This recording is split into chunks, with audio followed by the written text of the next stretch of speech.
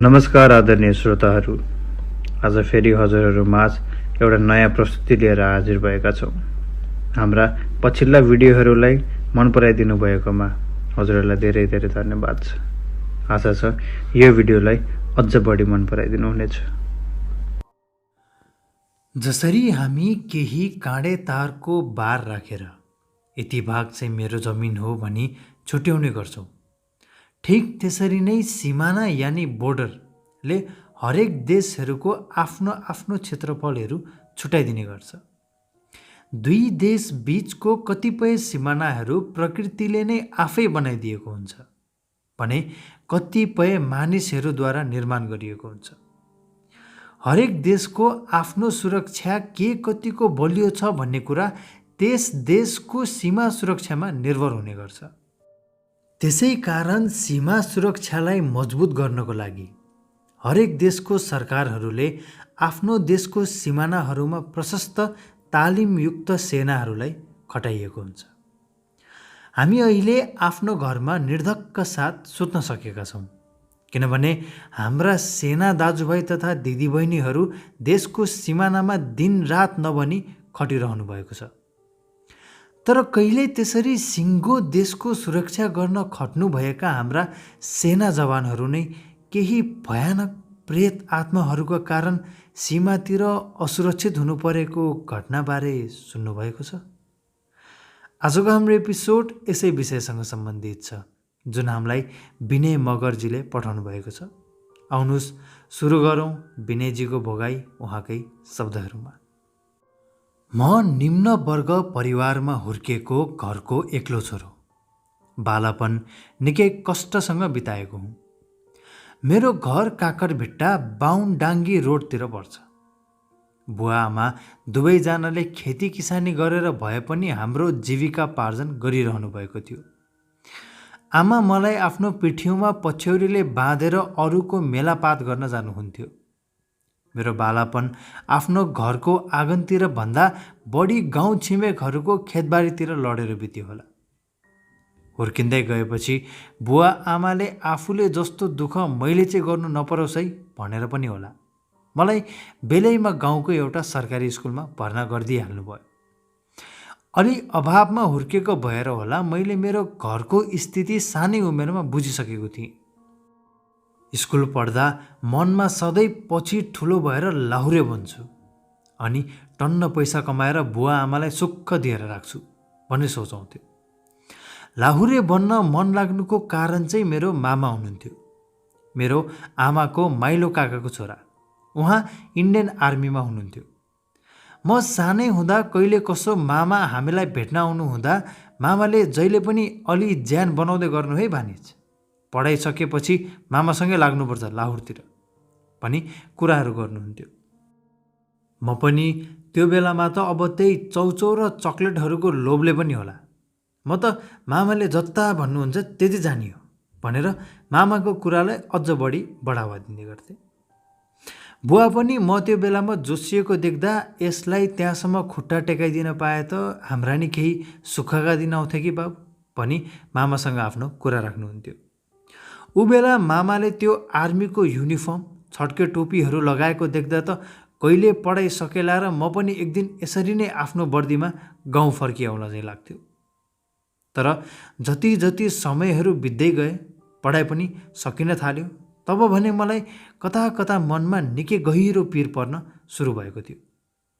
सानोमा त मामा हाम्रो घरमा आउँदा रमाउने म, अब भने मामा आएर मलाई आफूसँगै साँच्चै लिएर पो जानुहुन्छ कि भन्ने डरले सताउन थालेको थियो मलाई। हुन त लाहुरको जागिर पाउनलाई भाग्यको कुरा थियो, तर यो उमेरमा बुढा बा आमालाई घरमा एक्लै छोडेर लाहुरिन मन त पटक्कै पनि लागिरहेको थिएन। केही समय त आफू अट्टेरी भएर जिद गरेर भए पनि जादिनँ म भन्दै बसेँ। तर बिस्तारै बिस्तारै घर अनि मामाकोबाट दबाबहरू आउन थालेपछि भने मेरो त्यहाँ केही सिप लागेन र अन्त्यत मैले लाहुर मामासँगै जाने निर्णय पनि गरेँ। एकतिर बुढा बुवा आमाको माया त अर्कोतिर घरको आर्थिक अवस्था र यहाँ घरको आर्थिक अवस्थाको बोझमा दबिएर घर छोडी लाहोर जान म बाध्य भएँ। उता आर्मीमा भर्ती हुने तयारी चल्दै गर्दा यता मेरो बिहेको कुरा पनि चलाउन सुरु गरियो। खासै बिहे गर्ने सोच त थिएन मेरो त्यो बेलातिर, तर आफू नहुँदा बुवा आमाको ख्याल राख्ने मान्छे पनि त घरमा कोही चाहियो भन्ने नाताले पनि मैले बिहेको लागि केही नाइनास्ती गरिनँ। केही समयमा बिहे पनि भयो र म यता बुवा आमा अनि नयाँ दुलहीलाई छोडेर इन्डियन आर्मीमा सहभागी हुन घर छोडी आफ्नो बाटो लागे। इन्डिया पुगेपछि मेरो तालिम त्यहाँको नर्थ इस्ट आसामतिर सुरु भयो। तालिमको दौरान आर्मी शब्दप्रतिको मेरो सम्मान झन् बढी उच्च हुन पुग्यो। निकै कष्टपूर्ण तालिम पुरा भएपछि मेरो पहिलो पोस्टिङ नै इन्डिया र चाइनाको बोर्डरमा पर्यो। ठाउँ कस्तो थियो भन्नुहुन्छ भने पुरै घना जङ्गल अनि पहाडहरूले घेरिएको ठाउँ। मानव बस्तीको नाममा आँखाले भ्याउन्जेल हेर्दा समेत चरो मुसो केही देखिन्न थियो त्यो ठाउँमा। घरको कुरा गर्दा त्यहाँ घना जङ्गलको बिचतिर कतै कतै एक दुईवटा काठले बनेका ससाना खाली कटेजहरू देखा पर्थे। अलि मास्तिरको पहाडहरू चाहिँ हिउँले छपक्कै ढाकेको थियो। प्रकृतिको हिसाबले हेर्दा निकै सुन्दर ठाउँ, तर हामी त्यहाँ घुम्न नभई ड्युटी गर्न गएको हुनाले त्यो ठाउँ निकै उराट लाग्दथ्यो हाम्रो लागि। त्यहाँ बस्नको लागि पनि हामीले टेन्ट गाडेर व्यवस्था गरिएको रहेछ, क्याम्पिङ जस्तो। हामी 40 जनाको नयाँ ब्याच थियौँ। 40 जना एकैसाथ ट्रेनिङ पुरा भएर लगिएको टोली थियौँ। सबैजनाको लागि यो ठाउँ एकदम नयाँ भएको हुँदा त्यहाँको बारेमा कोही कसैलाई खासै त्यति केही जानकारीहरू थिएन। हामीहरूको ग्रुपको एकजना इन्चार्ज हुनुहुन्थ्यो र उहाँभन्दा माथिको कमान्डर सर। ग्रुप इन्चार्ज प्राय हामीसँगै ग्राउन्ड अपरेसनमा सहकार्य गर्नुहुन्थ्यो। ग्राउन्ड अपरेसनमा भएका हरेक कुराको रिपोर्ट हामीले सुरुमा ग्रुप इन्चार्जलाई गर्नुपर्ने हुन्थ्यो। हामीलाई त्यही आदेश थियो। मेरो ड्युटी रातिको समयमा थियो। त्यहाँ प्राय हरेक पोस्टहरूमा 2 देखि 3 जना गरी इन्चार्जले सबैलाई मिलाएर राख्नु भएको थियो। हरेक पुरानो मान्छेहरूसँग एकजना नयाँ सदस्यहरू। म चाहिँ सुरुको ड्युटीको बेला अभिषेक भन्ने साथीसँग परेको थिएँ। अभिषेक पनि खासै पुरानो त होइन, मात्र केही वर्ष अघि मात्र जोइन भएको रहेछ। तर यो ठाउँको लागि भने ऊ पुरानो सेनाहरू मध्येमा एक थियो। सँगै ड्युटी गर्दा चिनजान छिट्टै भइ पनि हाल्यो। हामी त्यहाँ गफ गर्दै गर्दा अभिषेकले यो नै तिम्रो पहिलो पोस्टिङ हो र पनि प्रश्न गर्यो। मैले ट्रेनिङ सके लगतै मलाई त यता पठाइहालियो नि भने। अभिषेकले ठिकै हो, यहाँ त बरु अलि ड्युटी त्यति अप्ठ्यारो पनि छैन। त्यहाँ पाकिस्तानसँगको बोर्डरमा त राति कतै चुरोट सल्काको उज्यालो मात्र देखा पर्दा पनि पारीबाट त गोली चलाइदिन्छ अरे भन्ने सुनायो। घर परिवारबाट टाढा पहिलो ड्युटीमा परिवारहरूको याद निकै आइरहेको बेला बोलैया साथी अभिषेकसँग गफ गर्न पाउँदा रात कटेर बिहानी हुन लागेको पत्तै पाइएन। समयसँगै केही नयाँ साथीहरू पनि चिन्दै थिए। सबै राम्रैसँग दिनहरू कट्दै थियो। तब एक बिहानै हामी त्यहाँ पोस्टिङ भएको 4 दिनपछि बिहानको त्यही 2-3 बजेतिरको समय थियो होला। त्यहाँ हाम्रो रेडियोमा एउटा मेसेज दोहोरिन थाल्यो। त्यो रेडियोको मेसेज अनुसार कसैले आफूसँगै काम गर्ने साथीलाई बोलाउँदै थियो। त्यहाँ त्यो मेसेज एकरो दोहोरिरहेको हुँदा हाम्रो इन्चार्ज त्यहाँ आइपुग्नु भयो। हामी यता आफ्नो पोस्टमा थियौँ, जसकारण के भइरहेको छ भन्ने कुरामा हामी निकै अन्योलमा परेका थियौँ। केही समयपछि केही हल्ला जस्तो गाई गुई चल्न सुरु भयो। त्यो हल्ला अलिअलि गर्दै हाम्रो पोस्टसम्म आइपुग्यो। हामीसम्म आएपछि पो कुरा बल्ल बुझियो हामीले पनि कि हल्ला किन भइरहेको रहेछ भनेर। हल्ला खासमा यो हामीसँगै आएका नयाँ 40 जनाको टोलीमध्ये एकजना केटा आफ्नो पोस्टबाट सम्पर्कविहीन भएको बारेमा रहेछ। उसँगै पोस्टिङ भएको साथीले ब्रेकमा आराम गर्न जान्छु भनेर गएदेखिको यता नआएको हुँदा आफूले रिपोर्ट गरिहालेको बतायो। इन्चार्जले नयाँ केटाहरू छन्, यिनीहरूलाई डिसिप्लिन सिकाउन पर्ने भएछ भन्दै आफूसँग केही ग्रुप लिएर खोजी प्रक्रियातिर लाग्नुभयो। म पनि त्यही ग्रुपमा हुम्मिएँ। जङ्गलको इलाका अलि ठुलो भएको हुँदा हामीहरू ती 3 जनाको भागमा बाँडियौँ र अलग अलग दिशातर्फ खोज्न थाल्यौँ। म, सागर अनि तीर्थ, हामी 3 जना एउटा ग्रुपमा थियौँ। तिनैजना मिलेर त्यो हराएको साथी खोज्दै गर्दा तीर्थले केटो आराम गर्न जान्छु भनेर कतै गुप्त ठाउँतिर निदायो कि के हो? काम चोर्नलाई त कसले सिकाउनु पर्छ र हाम्रो केटाहरूलाई भन्दै थियो। हामी 3 जना यस्तै हाँसो मजाक गर्दै केटो यता कतै भेटिहालिन्छ होला त भनेर सोच्दै खोज्दै थियौँ। त्यसरी खोज्दै जाँदा जङ्गलको भित्रसम्म पुगिसकेका थियौँ। हामी निकै बेर खोज्दा समेत साथीलाई नभेटेपछि हामी 3 जना अब यहाँभन्दा भित्र चाहिँ नजाउँ है, अहिले फेरि हामी 3 जनालाई खोज्नलाई अर्को ग्रुप तयार पार्नुपर्ने हुनसक्छ भनेर फर्किन लाग्यौँ। हामी त्यहाँबाट फर्किन लाग्दा अलि परको एउटा कटेजमा झिपझिप झिपझिप गर्दै बत्ती बल्यो।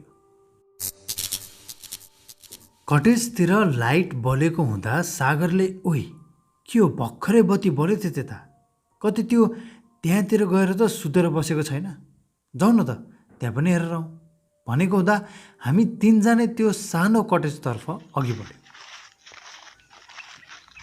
कटेज आइपुगेर हामी 3 जनाले एकैसाथ त्यस कटेजभित्र आफ्नो कदम राख्यौँ। बाहिरबाट बत्ती बलेको देखिएको त्यो कटेजमा हामी भित्र पुग्दा भने निकै अन्धकार थियो। छानाको कापतिर मकुराको जालहरू अनि धुलोले ढाकिएका लथालिङ्ग सामानहरू चरपष्ट थिए। त्यहाँभित्र हेर्दा त यस ठाउँमा वर्षौँदेखि कोही मान्छे नआएको झैँ देखिन्थ्यो। हामीले त्यहाँ अझ भित्र गई साथीलाई खोज्न लाग्दा भित्रतिरबाट कुनै केटी मान्छेको आवाज आउँदै थियो। यता त टाढा टाढासम्म कुनै बस्तीहरू छैन भनेको होइन र, यहाँ त कोही बस्छ जस्तो पो छ त भन्दै हामी त्यस आवाज आइरहेको ठाउँतिर जाँदै थियौँ। त्यसरी जाँदा अलि भित्रपट्टि एकजना कोही अधवैँसे केटी मान्छे आफ्ना लामा लामा कपालहरू काइयोले कोर्दै केही गुनगुनाउँदै गर्दै थिइन्। यो केटीलाई पो थाहा छ कि हाम्रो साथीको बारेमा भनेर मैले सुन्नुहोस् त हाम्रो एकजना साथी केही समय यतादेखि हराइरहेको हुँदा तपाईँले कतै देख्नुभएको छ कि भनेर सोधेँ। मैले त्यसरी सोद्धा ती केटीले आफ्नो कपाल कोर्दा कोर्दै बिचमा रोकिन् र काइयोलाई कपालमै अल्झाएर बिस्तारै उठ्न थाले। त्यतिकैमा कटेज बाहिरतिरबाट बाँकी खोज्न गएका टोलीहरूको गाई गाई गुगीको आवाजहरू आउन थाल्यो। हामी 3 जनै सायद केटो भेटिएछ कि के हो भन्ने सोचेर एकैसाथ त्यो कटेज बाहिर आयौँ। हामीलाई त्यस कटेजबाट निस्किएको देख्दा हाम्रो ग्रुप इन्चार्जले के गर्दैछस् है 3 जना खाली कटेजमा भनी सोध्नुभयो। हामी पनि त्यही साथी यतातिर आएको छ कि भनेर खोज्दै आएको सर, यो घरमा एकजना केटी रहेछ, कतै उसलाई पो थाहा छ कि, बरु एक फेर सोधौँ न मात्र के भनेको थिएँ। हाम्रो ग्रुप इन्चार्ज त एकैछिन अक्क बक्क परे। उहाँले त्यहाँ केही नबोली हामीलाई हत्त नपत्त ढोकाबाट हटाएर कटेजभित्र छिर्नुभयो।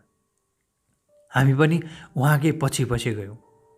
हामी सबैजना त्यहाँभित्र जाँदा भने त्यहाँ कटेजभित्र कोही पनि थिएन, मात्र थियो त त्यहाँ भुइँमा भएको धुलोले ढाकेको एउटा पुरानो काइयो। इन्चार्जले खोइ को छ यहाँ, कुन केटी भनेको तिमीहरूले भनी प्रश्न गर्नुभयो। हामी 3 जना त्यहाँ रणभुल्ल परिरहेका थियौँ। त्यतिकैमा सागरले सर हामी फर्किन लाग्दा यो कटेजमा बत्ती बलेको हुँदा कतै त्यो साथी यतैतिर पो आएको छ कि भन्ने आशंकाले हामी यता आएका सर भन्दा इन्चार्जले हाँस्दै पहिलो दिन हो ड्युटीको, हुन्छ यस्तो, डर र कामको धपेटीले खुल्ला आँखाले पनि सपना देख्न थालिन्छ भनेर निस्किनु भयो। उहाँ निस्किसकेपछि हामीले त्यहाँ उपस्थित भएका केही पुराना ब्याचका साथीहरूलाई होइन दिउँसै सपना देख्ने भन्नुभयो त इन्चार्जले, खास भन्न खोजेको चाहिँ के हो हामीले त बुझ्नै सकेनौँ त भन्दा त्यहाँ केही साथीले अनि यो बिजुली लाइन नै नभएको ठाउँमा बत्ती बलेको देख्दा सपना भन्दैनन् त भने। हामी सबै त्यहाँबाट फर्कियौँ। समय ढल्दै जाँदा समेत त्यो हराएको साथीको केही खबर नआएको हुँदा त्यो सुरुमा हाँसो मजाक गर्दै खोज्न सुरु गरिएको माहौल तनावग्रस्त बन्दै थियो। बिहान भइसक्दा समेत साथीको केही खबर आएन। त्यसपछि हाम्रो टिम इन्चार्जले यो खबर हाम्रो कमान्डरसम्म पुर्याइदिनु भयो। त्यहाँ धेरै जसोको शङ्का चाहिँ केटा सायद बोर्डरको ड्युटी गर्न डरायो जस्तो छ, त्यही भएर घर भागिगयो जस्तो छ भन्नेमा थियो। त्यसपछिको अर्को दिनको साँझमा अभिषेकको र मेरो ड्युटी बङ्कर नम्बर 2 मा परेको थियो। हामी त्यहाँ उही हराएको साथी अहिलेसम्म नि भेटिएको छैन भन्ने बारेमा गफ गर्दै थियौँ। त्यही बेला मलाई अभिषेकले त्यो केटा त्यसरी भागेर जाने खालको त थिएन, के चाहिँ भएछ त्यसलाई? इन्चार्जले खोइ के भन्नु पनि हुन्न। साँच्चै हिजो तिमीहरू खोज्न जाँदा त्यो कटेजमा को केटी देख्यो रे भन्ने हल्ला पो सुनिन्छ त, के हो खासमा कुरा चाहिँ पनि सोध्यो। अभिषेकले सोधेको हुँदा मैले उसलाई हामीले त्यहाँ बत्ती बलेकोदेखि त्यो केटीलाई देखेकोसम्म सबै घटनाहरू सुनाएँ। मेरो कुरा सुनेपछि अभिषेकले केटाहरूलाई बुढीको याद धेरै आए जस्तो छ, जताततै केटी देख्न थालेको छ नि भन्दै हाँस्न थाल्यो। मैले ल त चाहिँ हाँस्दै बस, म चाहिँ यसो टोयलेट बसेर आउँछु भनेर अलि पर वनको छेउतिर गएँ। त्यो झम्के साँझमा ती अग्ला अग्ला रुखहरूको माझमा एक्लै बस्नु परेको हुँदा मलाई निकै अनौठो किसिमको डर लाग्दै थियो। म त्यहाँ एकधुनमा टोयलेट बसिरहेको थिएँ। मेरो छेउतिरबाट त्यत्तिकैमा कोही मान्छे मतिर हिँड्दै आएको चाहिँ सुने मैले। त्यस्तो सुन्दा म त लाजले हत्तपत्त आफ्नो प्यान्टहरू मिलाउँदै झाडीको पछाडितिर गइहालेँ। झाडी पछाडि लुकेर को चाहिँ आउँदै रहेछ भनी हेर्दै गर्दा मैले त्यहाँ कसैलाई पनि देखिनँ। कोही नदेख्दा सायद जङ्गली जनावर पो आएको थियो कि भन्ने लागेर छिट्टो छिट्टो टोयलेट गरेर फर्किन लागेँ। म त्यहाँदेखि फर्किने बेला आफ्नो कपडा मिलाउँदै गर्दा मैले त्यो झाडीभन्दा अलि परपट्टिको रुखमा कोही आर्मी ड्रेस र हेलमेट लगाएको मान्छे मपट्टि ढाड फर्काएर त्यहाँ अडेस लागि उभिरहेको थियो। मैले हाम्रै टोलीमध्ये पो कोही हो कि टोयलेट गर्न आएको सोचेर के पारा हो सोल्टी, रुखतिर अडेस लागेर के गर्दै पो बसेको छ त, जाउँ जाने होइन भनी बोलाएँ। मैले त्यसरी बोलाउँदा त्यो मान्छेले केही प्रतिक्रिया दिएन। मैले केही बेर त उसलाई हेरिरहेँ। त्यो मान्छेसँग भएको वाकीटकीमा पनि अनौठो म्यासेज बुझिरहेको थियो। रेडियोको आवाज सुन्दा हाम्रो च्यानलले होइन जस्तो लागिरहेको थियो मलाई। को चाहिँ रहेछ यो भनी मैले त्यहाँ हेर्दा हेर्दै त्यो अडेस लागेको मान्छे त लड्किँदै लड्किँदै त्यही रुखको छेउमा लड्न पो आँट्यो। त्यो देख्दा मैले ए सोल्टी के भयो तिमीलाई भन्दै ऊ भएको ठाउँमा लम्किँदै गर्दा कसैले मेरो दाहिने कानपट्टिको छेउमा आएर लामो सास फेरेको चाहिँ महसुस भयो। के धुनमा अघि जाँदै गरेको म एकाएक त्यस्तो महसुस हुँदा बिचमा नै अल्झिएँ। मेरो वरिपरि त्यहाँ कोही थिएन।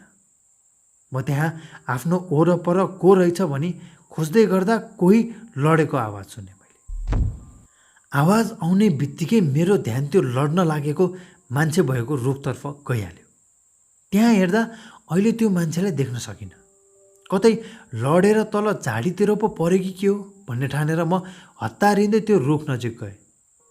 त्यहाँ गएर त्यस रुखको वरपर हेर्दा समेत कोही मान्छेलाई देखिनँ। म मनभरि प्रश्नै प्रश्न र आफ्नै आँखाहरूमाथि शङ्का गर्दै त्यहाँबाट केही डर बोकेर आफ्नो बङ्करतर्फ फर्केँ। मैले बङ्करमा पुग्ने बित्तिकै अभिषेकलाई सबै कुराहरू भनिहालेँ। उसलाई भनेपछि मेरो डर केही भए नि अलि कम भयो। अभिषेकले पनि त्यो आवाज कुनै जनावरको हुन सक्ने र त्यो मैले देखेको मान्छे हामी मध्ये नै कोही साथी होला टोयलेट गर्न गएको पनि सम्झाए मलाई। त्यहाँ सबै कुराहरू नयाँ नयाँ भएकोले पनि होला आफूलाई यो सब कुराहरू बुझ्न केही समय लागेको ठानेर आफूलाई सम्हाल्दै काम गरिरहेको थिएँ म। बिस्तारै बिस्तारै त्यस ठाउँ र आफ्नो कामको बानी बस्दै थियो मलाई। साथीहरूसँग चिनजानको क्रम र सिनियरहरूसँगको केही तालमेलहरू पनि मिल्दै जाँदै थियो।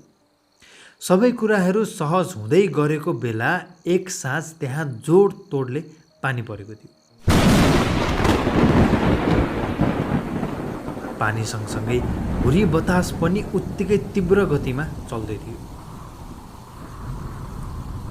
सबैजना त्यो मुसलधार पानीमा आफ्नो बङ्करहरूमा केही ओत लागेर ड्युटी गरिरहेका थियौँ जसोतसो।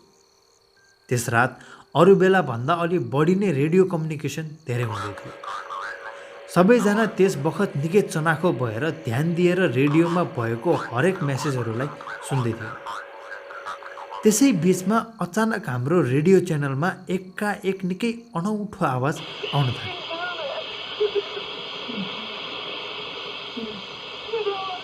त्यो आवाज करिब 15देखि 20 सेकेन्डसम्म थियो।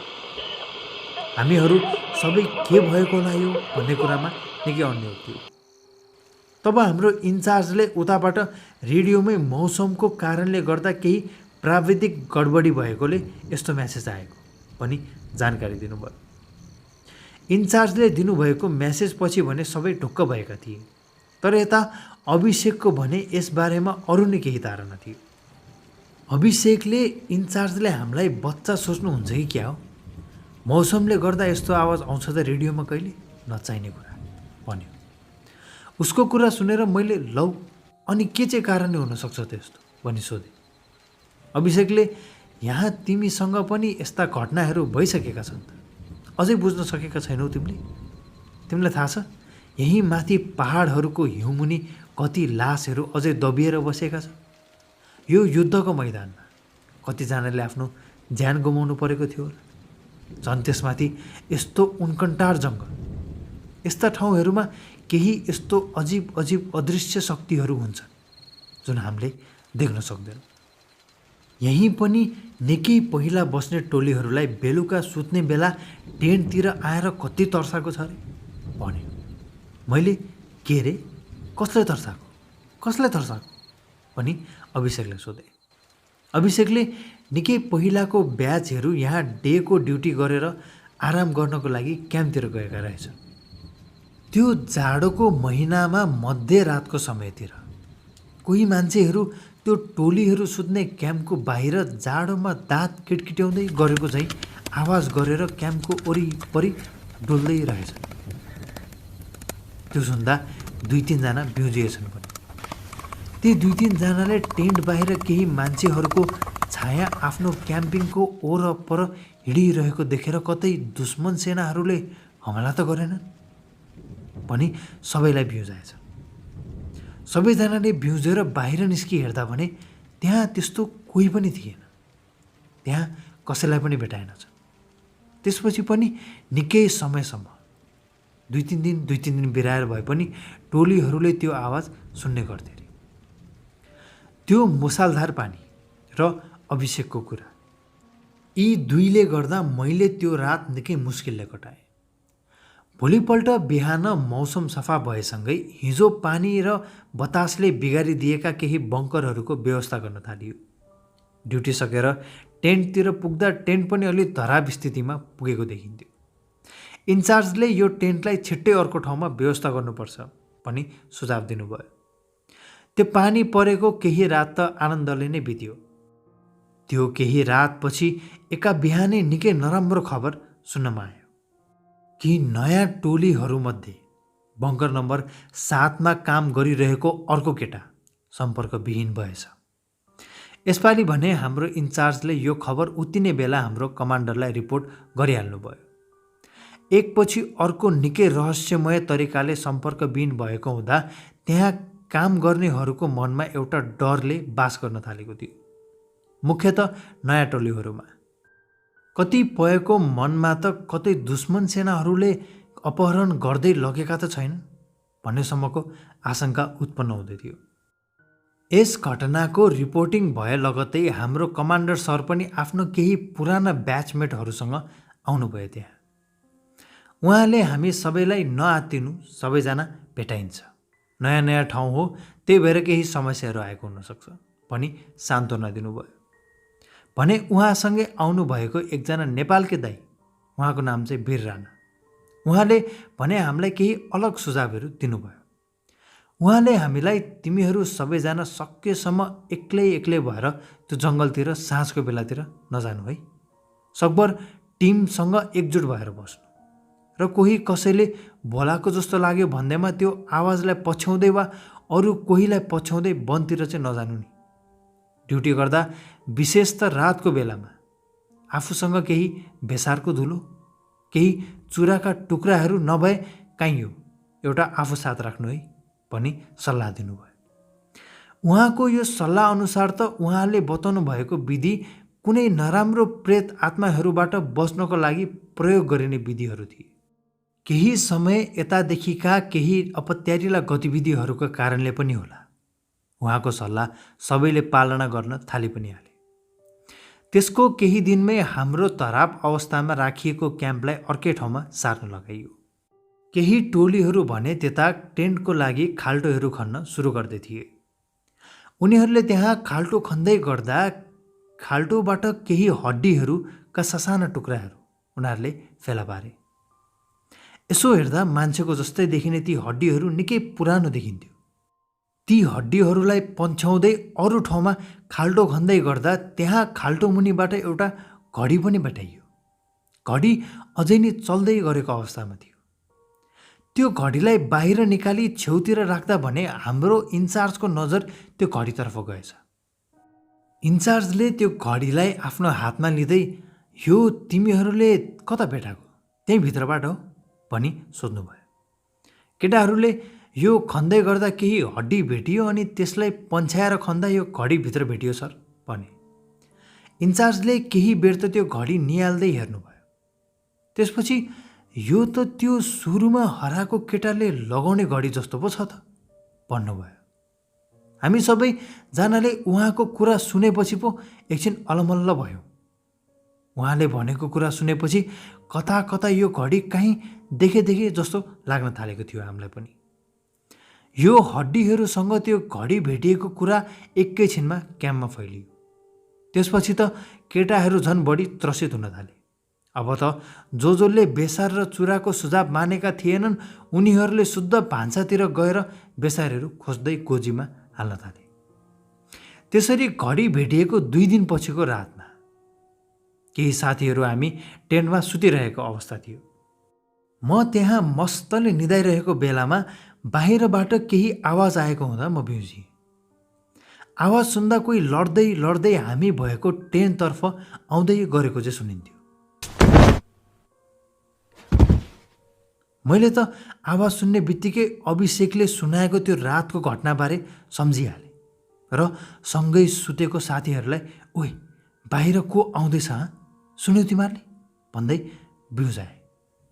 मैले त्यसरी केटाहरूलाई बिउजदै गर्दा बाहिरबाट निकै पीडादायक आवाजमा म यहाँ छु बचाऊ मलाई भन्दै कराएको आवाज आयो। हामी उत्तिने बेला सबैजना त्यहाँबाट बाहिर निस्किगयौँ। बाहिर पुगेर हेर्दा त त्यहाँ भुइँमा लड्दै पड्दै घिस्रेर अस्ति भर्खरै हराएको साथी पो टेन्ट बाहिर आइपुगेको रहेछ। हामीले उत्तिने बेला इन्चार्जलाई खबर गरिहाल्यौँ र उहाँले आफ्नो कमान्डरलाई।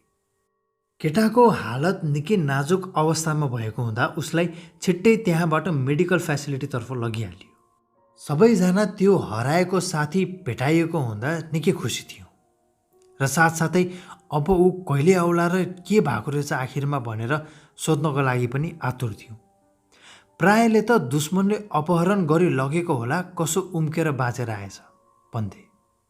केही सातापछि त्यो साथी ड्युटीमा फर्की पनि आयो। ऊ पहिलाको जस्तै तन्दुरुस्त भएर आएको थियो। ऊ त्यहाँ आउने बित्तिकै हामी प्रायको प्रश्न एउटै थियो र जब हामीले उसलाई प्रश्न गर्न थाल्यौँ तब उसले केही अजीब कुराहरू जस्तो खुलाउन थाल्यो। ऊ त्यो रात आफ्नो ब्रेकमा जाने क्रममा उसलाई त्यहाँ वनको छेउनेरबाट निकै राम्री केटीले दाउराको भारी बोक्नलाई मद्दत गरिदिनु न भनी बोलाएकी रहेछ। उसले कहाँदेखि आएको तिमी, यहाँ वरपर त कुनै बस्ती छैनन् त भनी सोद्धा केटीले त्यही माथि पहाडमा छ त हाम्रो बस्ती, यहाँदेखि त्यही 3 किलोमिटर जति टाढा होला भनी जवाफ दिएछ। साथीलाई पनि खासै ठाउँको बारेमा जानकारी नहुनाले ल न त यति भारी उचाल्दैमा के जान्छ र मेरो भन्ने सोचेर उसले त्यहाँ त्यो केटीको नजिक गएर उसको डोको उचालिदिएपछि उनीहरूको एकअर्कामा आँखा जुदाजुद भएछ। त्यसपछि त्यो साथीलाई यत्रो दिन कहाँ थिए के गर्दै थिए भन्ने कुराको केही अत्तो पत्तो रहेन। उसको कुरा सुनेपछि त हामीलाई कता कता कतै त्यो पहिलो पटक हराएको साथी पनि कतै यस्तै जालमा परेको त होइन भन्ने शङ्का लाग्न थालेको थियो। आदरणीय श्रोताहरू, हजुरहरूलाई विनयजीले पठाउनु भएको उहाँको भोगाई कस्तो लाग्यो? आफ्नो प्रतिक्रिया हामीलाई तल कमेन्ट बक्समा लेखी पठाउन सक्नुहुनेछ। हजुरहरूको सल्लाह सुझाव र मायाका साथ हामी आगामी दिनमा अझ बढी यस्तै अकल्पनीय घटनाहरू लिएर आउने प्रयास गर्नेछौँ। र हजुरहरूको जीवनमा पनि यदि यस्ता केही घटनाहरू घटेका छन् भने हामीलाई तल डिस्क्रिप्सनमा दिइएको हाम्रो इमेल एड्रेस वा हाम्रो फेसबुक पेजमा लेखी पठाउन सक्नुहुनेछ। श्रोताहरू, हजुरहरू बाटोतिर हिँड्दा कतिजनासँग आँखा जुत्ने गर्छ? के ती आँखा जुधेका सबै मान्छेहरू जीवित मान्छे नै होलान् त? कहिले छोएर चेक गर्नुभएको छ? शुभरात्रि।